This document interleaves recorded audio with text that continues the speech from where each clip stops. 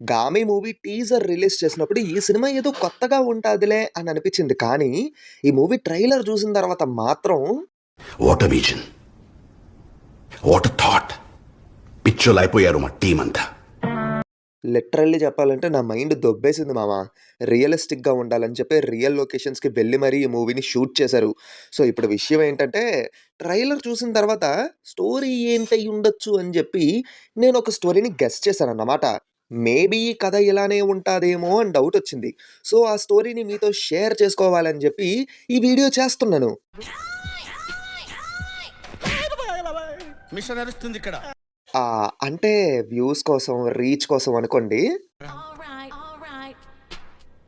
But ఏదైనా సరే మిమ్మల్ని ఎంటర్‌టైన్ చేయడం మా మోటివ్ కదా!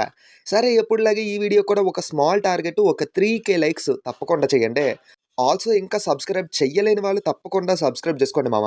రివ్యూసు, స్పెషల్ వీడియోసు, డీకోడింగ్సు ఇలా చాలా వీడియోసే చేస్తున్నాము. ఆల్సో 500,000 సబ్స్క్రైబర్స్‌కి కూడా కొంచెం దగ్గరలో ఉన్నాం. మీరు సబ్స్క్రైబ్ కొట్టండి చాలు. మిమ్మల్ని ఎంటర్‌టైన్ చేసి మీకు ఇన్ఫర్మేషన్ ఇచ్చే బాధ్యత మాది. సరే ఇప్పటికే బాగా లాగ్ అయింది. వాయిస్ ఓలెట్ మామ. ఇంక మొదలు పెడదామా? Audio Jungle. హాయ్, హలో, నమస్తే and welcome to news 3 people. బేసిక్‌గా ఈ మూవీ యొక్క ట్రైలర్ కట్టే 3 మినిట్స్ 44 సెకండ్స్ ఉంది. మరి సినిమా నాకు తెలిసి నియర్లీ 3 అవర్స్ లేదంటే 3 హార్సే ఉంటాదేమో అని అనుకుంటున్నా. సరే ట్రైలర్‌లో గనక మనం గమనిస్తే ఈ సినిమాలో టోటల్‌గా 3 స్టోరీస్ నడుస్తాయని చెప్పి మనం చూడొచ్చు. ఒకటేమో ఒక దేవదాసి అలాగే తన కూతురు కథ అన్నమాట.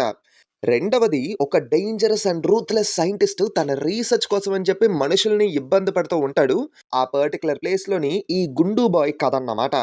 3 మన విశ్వక్సేన్ గారు శంకర్ అన్న పేరుతోని అఘోరా రోల్ ప్లే చేస్తున్నారు కదా! ఆ కథ. డెఫినెట్‌లీ ఈ 3 స్టోరీస్ ఇంటర్‌లింక్ అవుతాయి. ఎందుకంటే సుక్కు సారు తారక్ అన్నతోని 'నాన్నకు ప్రేమతో' మూవీలో చెప్పించారు కదా! ఈ నేచర్‌లో ఎక్కడో జరిగే ఒక మూమెంట్ ఇంకెక్కడో జరిగే ఒక మూమెంట్‌ని డిసైడ్ చేస్తుంది. Everything is interlink. అయినా ఇంటర్‌లింక్ అవ్వకుండా 3 స్టోరీస్ ఎందుకు పెడతారు మామ? ఎలా ఇంటర్‌లింక్ అవుతాయో చెప్తాను. So, what if 'Gaami' story would be like this starts now. So, మొదటి కథని చూసుకుంటే అభినయ గారు ఒక దేవదాసి రోల్‌నైతే ప్లే చేస్తున్నారు. అండ్ అదేంటంటే అప్పట్లో దేవదాసిని ఎలా ట్రీట్ చేసేవారో తెలుసు కదా! 'శ్యామ్ సింగ్ రాయ్' మూవీలో మనం చూసాము. సో, అలాగే ఆవిడని కూడా దేవుడి పేరుతో యూజ్ చేసుకుంటూ ఉంటారు. అండ్ ఆమెకు ఒక కూతురు కూడా ఉంటుంది. ఆ పాపే ఈ పాప అన్నమాట. రోజులు గడిచే కొద్దీ దేవదాసి కూతురు దేవదాసి కాకపోతే ఇంకేమవుద్దని చెప్పి ఆమెను కూడా దేవదాసిలా మార్చేయాలని చెప్పి అనుకుంటారు. ఊరు మొత్తంలో కొంచెం మెచ్యూర్ మైండ్‌తో ఆలోచించేది ఇతను మాత్రమే. సో, ఇతనే ఆ అమ్మాయిని సేవ్ చేసి కాపాడాలని చెప్పి తనని ఊరు బయటికి పంపించేస్తారన్నమాట.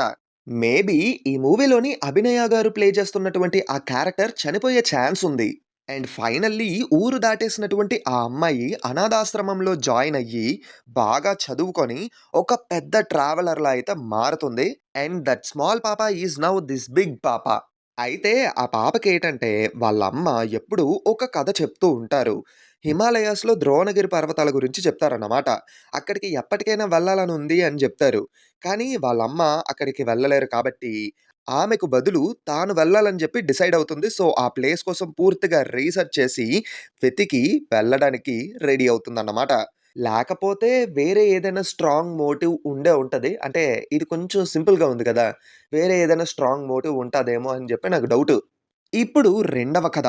అదే ఈ గుండు బాబు కథ. ఈ ఒంటికన్ను సైంటిస్ట్ ఉన్నాడు గదా! తన పిచ్చి ప్రయత్నాలతో ఏంటంటే, ప్రపంచంలోని గొప్ప సైంటిస్ట్ అవ్వాలన్న ఆశతో సారీ అత్యాశతో హ్యూమన్స్ మీద పిచ్చి పిచ్చి ప్రయత్నాలు చేస్తూ ఉంటాడన్నమాట. సో, అక్కడ ఉండేటువంటి ఒక సబ్జెక్టే ఈ గుండు బాబు. ఇతను ఇక్కడి నుంచి తప్పించుకోవాలని చెప్పి చాలా గట్టిగానే ప్రయత్నిస్తూ ఉంటాడు. అండ్ అక్కడ ఉన్న అప్పటి వరకు టెస్ట్ చేసిన సబ్జెక్ట్స్‌లోని వీడు మాత్రం కొంచెం డిఫరెంట్ అన్నమాట. సో, తర్వాత ఆ సైంటిస్ట్ ఈ కుర్రాడి మీద కూడా పిచ్చి ప్రయత్నాలు చేస్తాడు. బట్ అన్‌ఫార్చునేట్‌లీ ఈ మధ్యలో ఏదో తేడా కొట్టేస్తది. మొత్తం పోతారు. కుర్రాడు బ్రతుకుతాడు. కానీ వీడి మెమరీ మాత్రం పోతుంది. పాపం ఏంటంటే ఈ బాబు మొత్తం మర్చిపోతాడు. ఏం గుర్తుండదు. అక్కడి నుంచి తప్పించుకొని వెళ్తున్న ప్రాసెస్‌లోని ఒక చోట స్పృహ తప్పి పడిపోతాడు. అటుగా వెళ్తున్నటువంటి సాధువులు కొంతమంది ఈ బాబుని చూసి కాపాడతారు. శివనామ స్మరణలో మునిగిపోయిన ఆ కుర్రాడే అఘోరాగా మారతాడు. అతనే ఈ శంకర్. యెస్. ఆ గుండు బాబే ఈ 'శంకర్' అన్నమాట.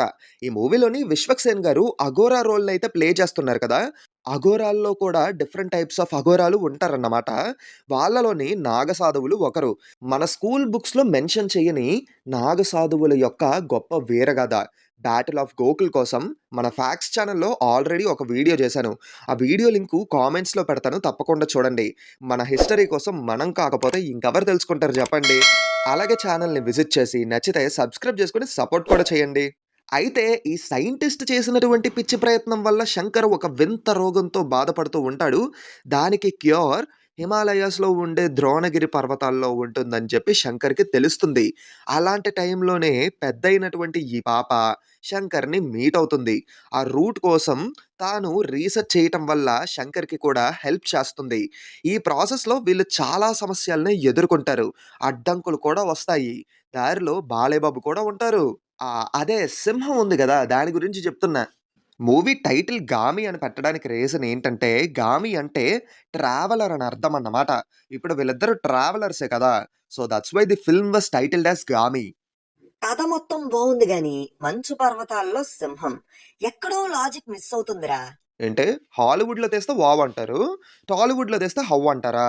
అయినా డైరెక్టర్ గారు ఏదో ఒక పర్ఫెక్ట్ లాజిక్కే పెట్టుంటారన్న నమ్మకం అయితే నాకుంది. అది మామ 'గామి' కథ ఇలానే ఉంటదేమో అని చెప్పి నాకనిపిస్తుంది. సేమ్ ఇలానే ఉంటదని కాదు. జస్ట్ ఎ గెస్ అంతే. మేబీ ఇలా ఉండే ఛాన్స్ ఉందని చెప్పి అనుకుంటున్నాను. ఒకవేళ నేను చెప్పిన కథ గాని సినిమాతో మ్యాచ్ అయితే డైరెక్టర్ అయిపోతానేమో. అవుతావులే గాని సరే. ఈ సినిమాలో ఏంటంటే కమర్షియల్ ఎలిమెంట్స్ లాంటివి ఉండవన్నమాట. కమర్షియల్ ఎలిమెంట్స్ లాంటివి ఏవి ఎక్స్‌పెక్ట్ చెయ్యొద్దు. It's a pure experiment. Screen play కూడా చాలా నాన్ లీనియర్ వేలో వెళ్తూ ఉంటుంది. For example 'care of Kancharapalem' చూసారు కదా! అలా ఉండే ఛాన్స్ ఉందన్నమాట. ఒకటే టైమ్ లైన్‌లో ఉన్నట్టుంటుంది కానీ 3 డిఫరెంట్ టైమ్ లైన్స్‌లో ఉంటాయన్నమాట. పైగా 'విశ్వక్సేన్' గారు కూడా చెప్పారు. క్రిస్టోఫర్ నోలన్ తీసినటువంటి 'డంకిర్క్' మూవీ టైప్‌లోని స్క్రీన్ ప్లే ఉంటుందని చెప్పారు. సో, ఐయామ్ ఈగర్‌లీ వెయిటింగ్ మామ. డెఫినైట్‌లీ ఈ సినిమా తెలుగు సినిమాలోనే పాత్ బ్రేకింగ్ మూవీ అవ్వుద్దని నాకు నమ్మకం ఉంది. ఆల్రెడీ ఈ మూవీ డైరెక్టర్ 'విద్యాధర్' గారు ఎన్నో షార్ట్ ఫిల్మ్స్ తీశారు. ఆయన తీసిన 'వర' షార్ట్ ఫిల్మ్ అయితే అస్సలు మిస్ అవ్వద్దు. చాలా బాగుంది. సో, ఫైనల్లీ ఇది మామ. ఇక్కడితో వీడియో సమాప్తం. ఇంతవరకు చూసారంటే ఐ హోప్ మీకు ఈ వీడియో ఎంతో కొంతైనా నచ్చే ఉంటది. సో, మిస్ అవ్వకుండా వీడియోని లైక్ చేసి, మీ ఫ్రెండ్స్ అండ్ ఫ్యామిలీ మెంబర్స్‌కి షేర్ చేసి, మా ఛానెల్‌ని సబ్స్క్రైబ్ చేసుకుంటారని అయితే కోరుకుంటున్నాం. గంట కొట్టడం మర్చిపోవద్దు. అది కొడితేనే కొత్త వీడియో పెట్టగానే నోటిఫికేషన్స్ వస్తున్నాయి అసలకే. ఉంటానైతే. మళ్ళీ నెక్స్ట్ వీడియోలో కలుద్దాం. Until then take care and bye by.